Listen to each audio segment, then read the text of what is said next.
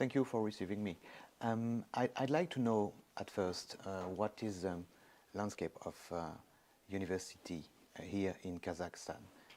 How many students do you have here in Kazakhstan University? Right. Well, thank you for being with us today. So for the time being, we have 119 higher education institutions in Kazakhstan. And number has diminished actually. In 90s, we had a big boost of private universities, but we lost the quality. So beginning from 2010, we had to come down really hard on closing certain private universities so that we focus on quality. So we have 119 universities and about 626,000 higher education students, college level students, which is quite high number. I mean, we basically cover about 62% of all high school graduates by higher education. I mean, if you compare it relatively and comparably, we're quite high on providing access to higher education. Certain countries, I mean, there are some overpopulated countries like India where the access to higher education is very, very strict, it's very narrow, and it's really difficult to get into college. Indonesia, China, big countries, Southeast Asia. But when you take OECD countries, South Korea, Japan, European countries, the access to higher education is quite high. Roughly on average is about 60–70%. So basically we are, if you take that particular indicator, access to higher education, we are an OECD level country in that sense. Of course, the quality is the biggest concern. We have a very interesting situation in Kazakhstan. So if you take higher education model, it is a Frankenstein. It's still in transit between that old Soviet model, where all the universities were owned by the government. We had only public universities. And then the contents of higher education was strictly governed and managed by Ministry of Education.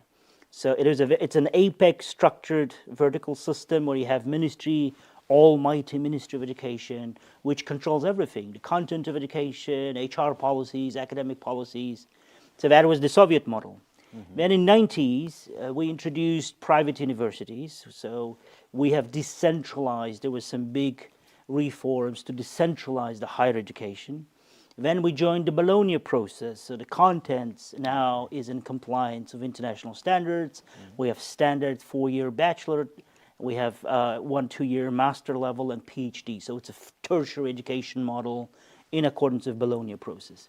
Now, in 30 years, about more than half of universities are now private, about 55%, and about 60% of all our students are now receiving education in private universities. So it's quite an interesting situation where you still have that old, traditional, very vertically structured model, and then there are big attempts to decentralize it. So we're now giving much more flexibility to universities, giving them much more academic freedom. So the big reform has started with President Tokayev's vision about 2 years ago to decentralize higher education, to focus on quality, to focus on university research and creating as many research-intensive universities as possible. And one of the decisions was to split the Ministry of Education and Science. So we had one ministry who was in charge of preschool, higher education, primary, secondary education, and science, almighty. Now, last year, the President made a decision to split this ministry into 2 separate entities. So now we have Ministry of Enlightenment in charge of preschool and school education, and then we have our Ministry of Science and Higher Education in charge of higher education, science, research, R&D policy, and language policy. So a very new ministry. We are 1 year, 4 months old. So I'm a young and a new ministry as well. So in the last 2 years, you want to improve quality. What results do you have so far? Are you happy with what happened in the last 2 years? I know it's been a year. But yeah, it's been a year. Right now, you can have statistics, and maybe you can give us an insight. We already made some significant results, in fact, despite being a young ministry. And in focus, it helps you a lot. So now I don't have to worry about the schools and primary and preschool and vocational training. I focus on universities and I focus on research institutions. I would highlight several achievements so far. One important, we made this really large step in further decentralization of our higher education. We gave as much autonomy and flexibility to our higher education institutions as possible. So we've amended that old Soviet standard. It's called state standard. It basically ties hands of all the universities. You have to, your contents, your academic policies have to comply very strictly, quite strictly, with that state standard. So it's basically like a school policy system. You go to, in many countries, national curricula defines the content of education in the schools, right? All the schools have to comply with national curricula. In higher education, in Kazakhstan, before the last year, there was this very strict national curricula, and all the universities had to comply with that. So we have changed that. Starting from this year, 92%, up to 92% of the curricula, of the contents, can be defined by university. Okay. And that is very important with the second result we had. We were creating what we call Atlas of New Skills and Jobs. So this was my personal research project. Okay. I started it about 7 years ago. We started looking into changing labor market landscape, changing demands and skills and jobs in labor market. So about in 2019, the president made a decision to start a national level toolkit, Atlas of New Skills and Jobs of Kazakhstan. So we made this very big nationwide research. What is changing in different sectors of economy? What new skills, what new jobs are in demand? Which jobs will die off? We call them retiring jobs. Okay. Which jobs will transform? So now we took this reform and brought it to national level. So now universities are updating their curricula, and they have flexibility to update their curricula, to play with terms. For example, bachelor was 4 years. We now allow universities to change that 3 years, 3.5 years. For example, the university we are sitting here, it's called Astana IT University. Their bachelor's in computer engineering is 3 years old. It's 3 years only, because the employers, the IT industry says, well, 4 years is too long for me. The change and pace of change of technologies is so fast. I need to have these graduates quicker, much faster than 4 years. So we amended that, we decentralized that. Another big change happened in an R&D policy. So we basically changing that old Soviet research model, which depended heavily on closed research institutions and national lab systems. We are now giving more focus to university science. Because if you look at different countries, most of the most innovative countries, America, European countries, France is a good example, South Korea, Japan, Israel, Finland, Switzerland, Taiwan, they make focus on research-intensive universities. And in America, US is best example of that.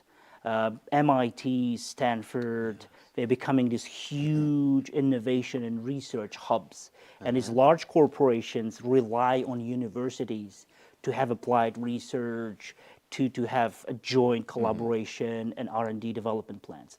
So now we have handpicked 15 universities. We focus on them to create research-intensive universities. Okay. And partnership with foreign universities is a big part of that agenda as well. So you try to focus on specialties. It's the university adapts to the market. Exactly. Yes. Exactly. I know science is very important here in Kazakhstan. You're the Ministry of Science and Higher Education. What is the importance of science in the work, in the labor here in Kazakhstan? And what kind of fields at university do you want to develop more in this science? Right.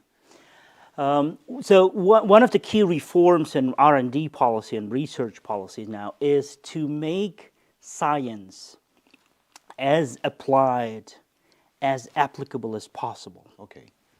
There's a great book written by Caroline Wagner called The New Age of Invisible College, and she argues, well, there is big science, what we call big science, and in 20th century, science paid off, like A-bomb, space exploration. There were billions and billions of investment in big science, or inquisitive science, the science of unknown, so-called astrophysics, neutrons, nuclear physics, material science and things like that.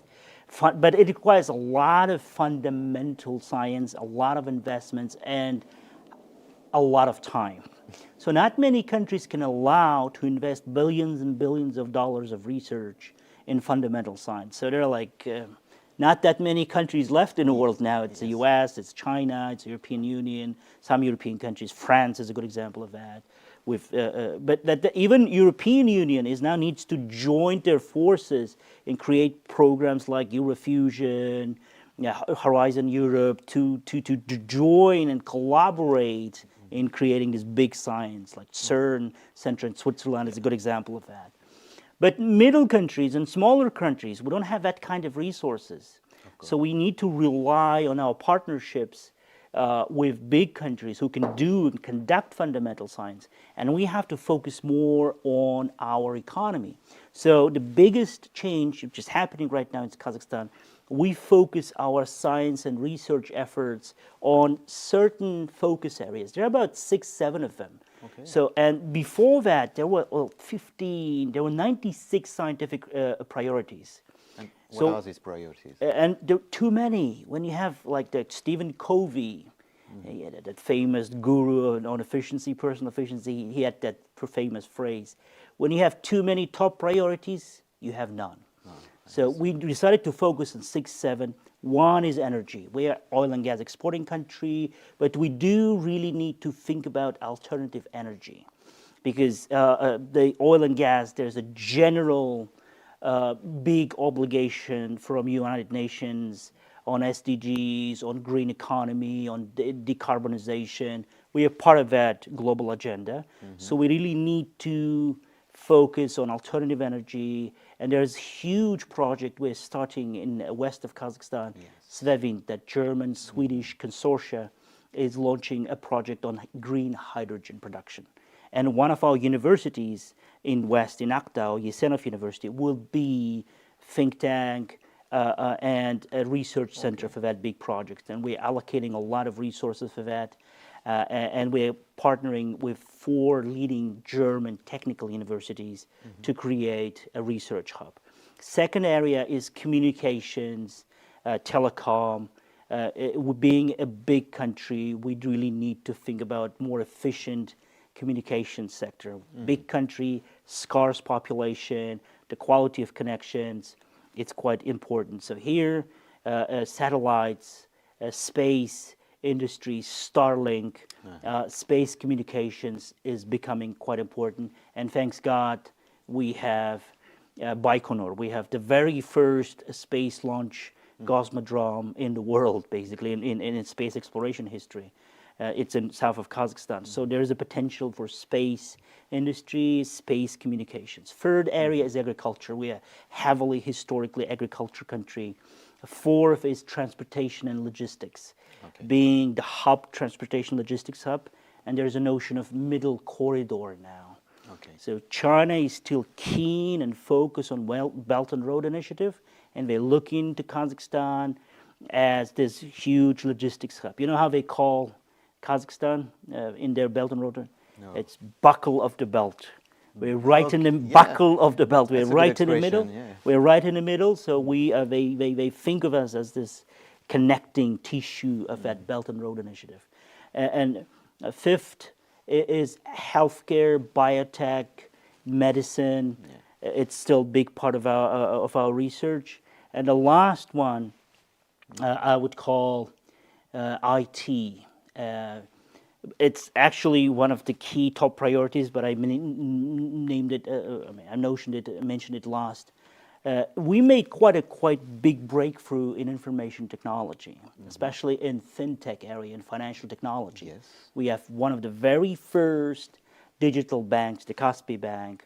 Our e-government system and in public services, electronic services are considered in top 10 by IDC, informational, and United Nations UNIDO industry organization. We also made quite a big investment in IT education. We are partnering with Huawei and Google and Binance to creating a lot of research and academic programs. Just to give you a quick example, we have partnered with Binance. Yes. So we would be the very first. Crypto money. Yes, blockchain. Yeah. We will be the first nation in the world to launch an official formal degree program in blockchain engineering and blockchain compliance in partnership with Binance. Oh, yes. So these 6, 7 big priority areas, that's where we want to focus our research. That's where we want to focus efforts of our scientific community and universities. And you just told me that you had partnership with a German university Yes. in the special field of green energy. How do you partner with French universities? On what are your main university partnership in the world? USA maybe as well? What do you especially do in France? I'm interested by that. Well, we diversify. We call it education diplomacy. You know, Kazakhstan lives in a very complex neighborhood, so we have to diversify. We have to be as flexible as possible. And basically, President has 2 years ago, he said we need to invite top universities to Kazakhstan, and so that they open up their branches and create joint programs. Last year, we opened 4 big branches, 2 Russian, Moscow Engineering and Physics in Almaty, that famous oil and gas, Gubkin University in Atrau in west of Kazakhstan, University of Arizona, for the very first time, an American university, opened up a branch up north in the city of Petropavlovsk, and De Montfort University, a British university, opened up a proper big branch office in Almaty. This year we're opening 6 more, our policy is, as I said, education diplomacy. We're trying to balance. So it's American, European, Chinese, Turkish, Russian, our main partners. So we're opening up a Turkish branch in south of Kazakhstan, pedagogical. We're opening up, I just came back from Kızılorda, we opened up a School of Artificial Intelligence in partnership with Seoul Tech, South Korean National University of Science and Technology in south of Kazakhstan. Harriet Watt, the oldest British university, Scottish Technical University, is opened up in west of Kazakhstan. Now coming to France, well, it's quite strong. We have about 86 joint programs and partnership programs with French universities, mostly with our regional universities.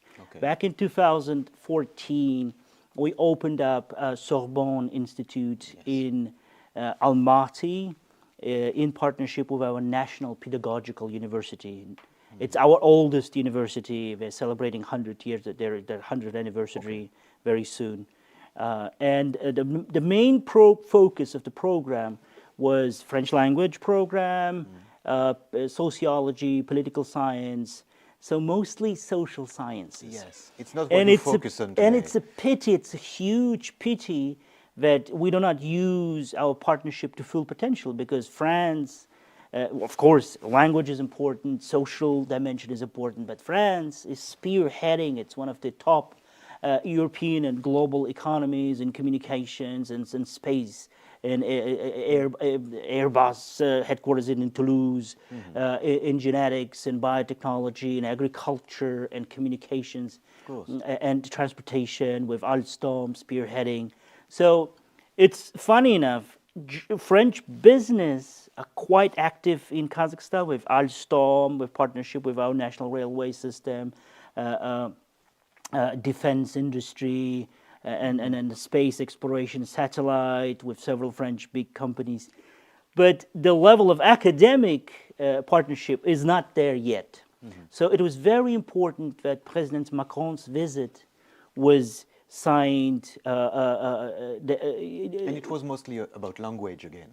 But it was mostly about language. But but most importantly, we agreed that we would create a working group now with French Ministry of Foreign Affairs, again with education and local embassy. And local embassy, French embassy, is very active in Kazakhstan. You have to give thanks to Didier, His Excellency Ambassador and his team. That we create a working group and we start working on creating a full-time Kazakh-French research university, focusing on 3 major areas. One is energy with special focus on nuclear energy. And I know nuclear energy is becoming a big deal in Kazakh-French relationships.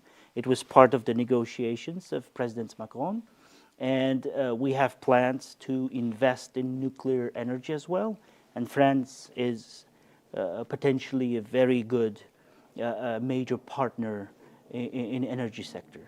And Total in oil and gas, of course. Second focus is telecommunications and space industry.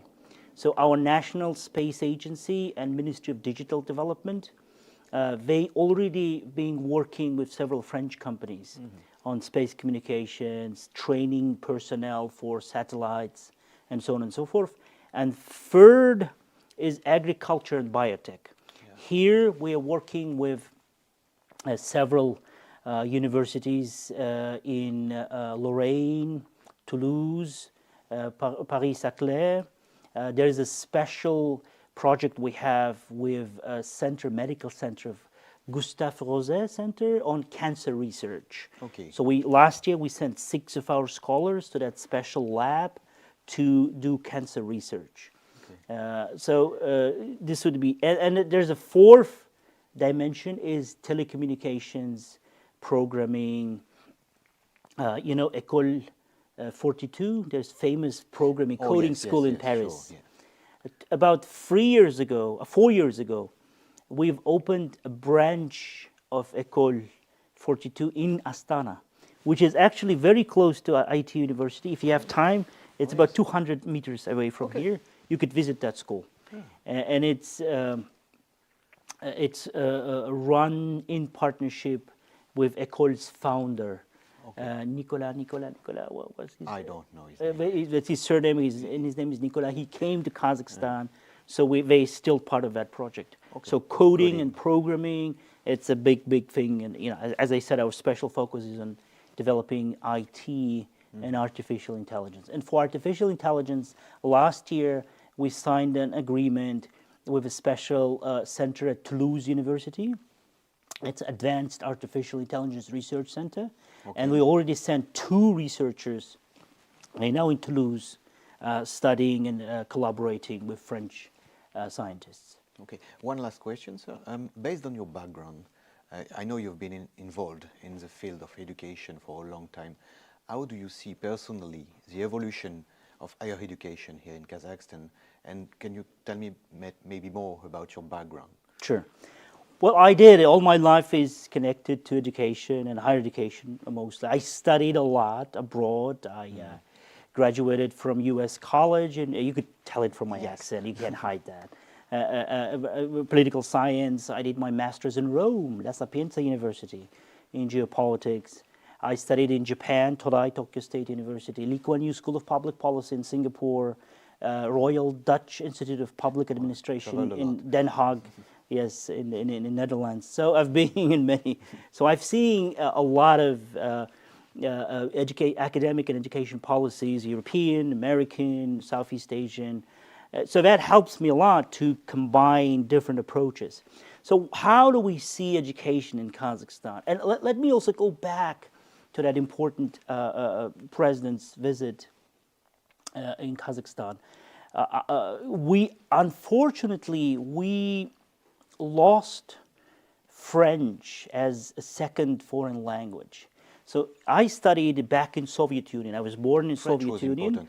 And there was a choice back in school, in Soviet school, they would give you a choice.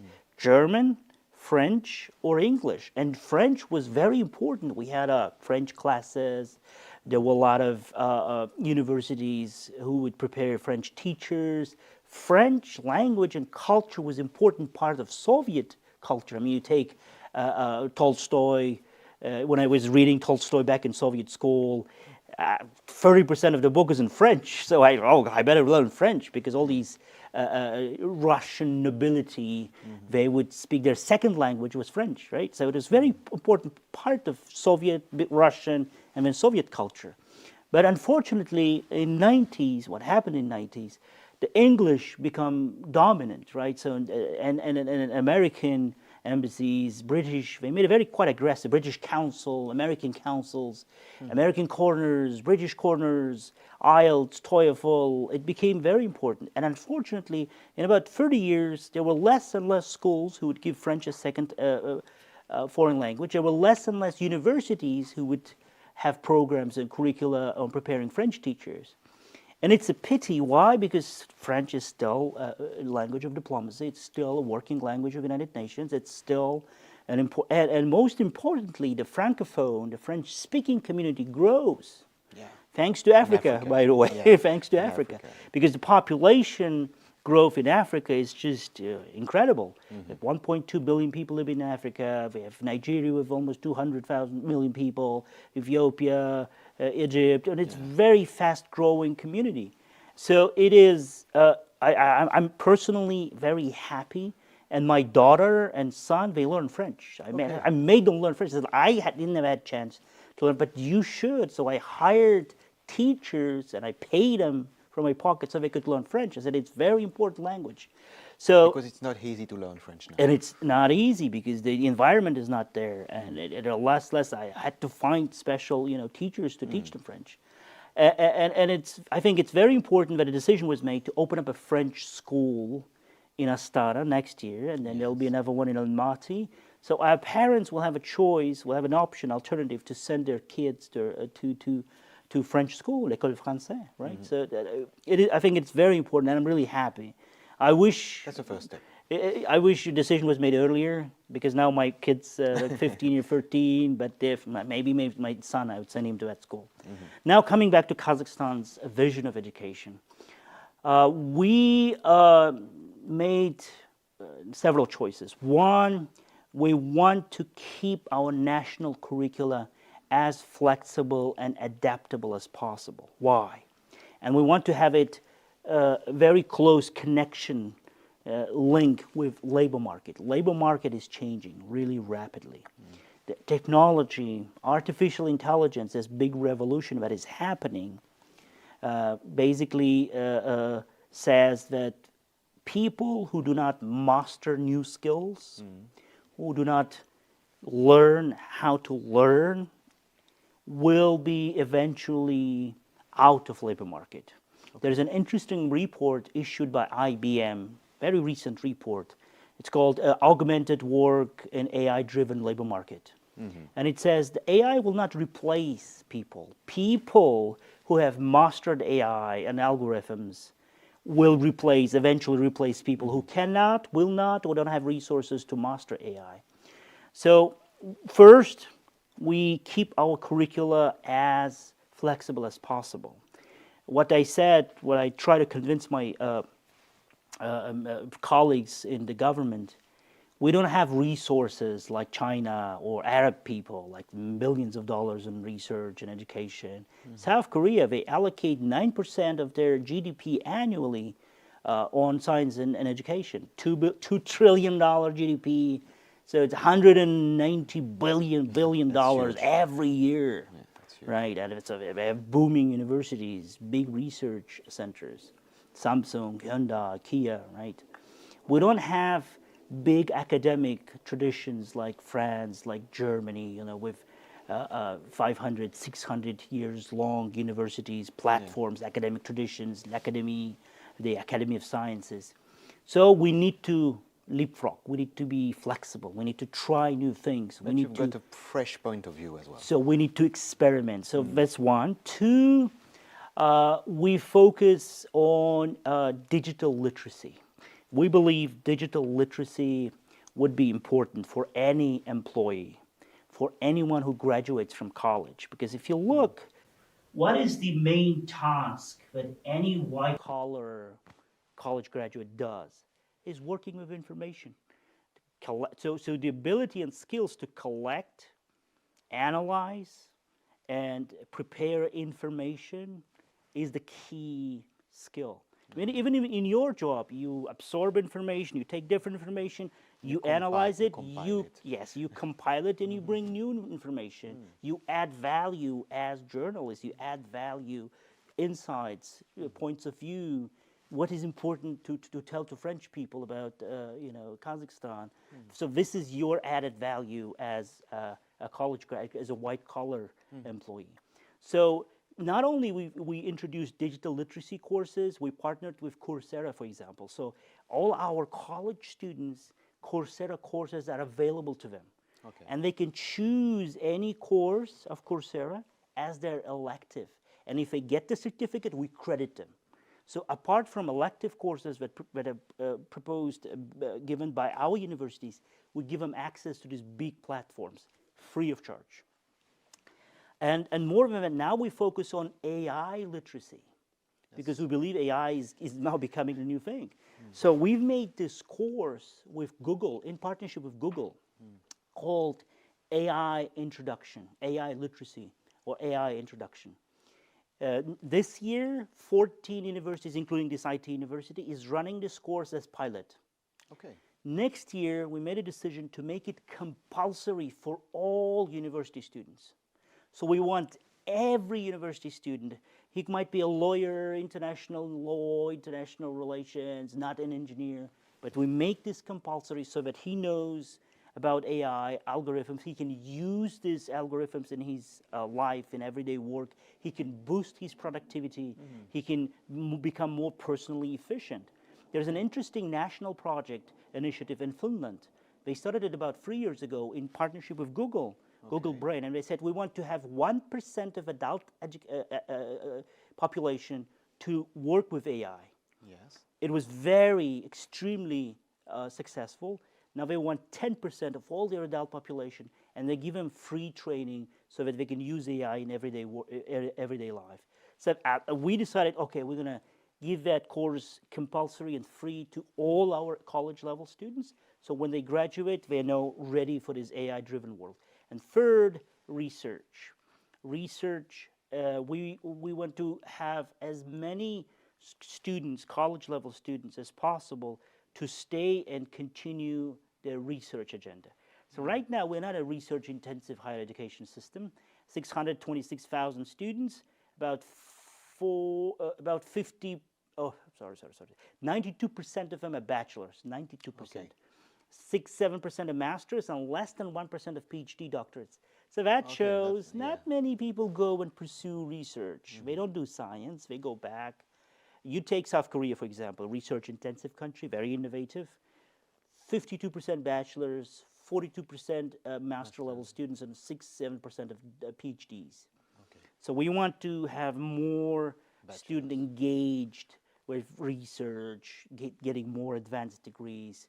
And for example, we've introduced a very interesting pilot last year, 6 universities. The GPA, grade point average, is now calculated not based on their academic performance entirely.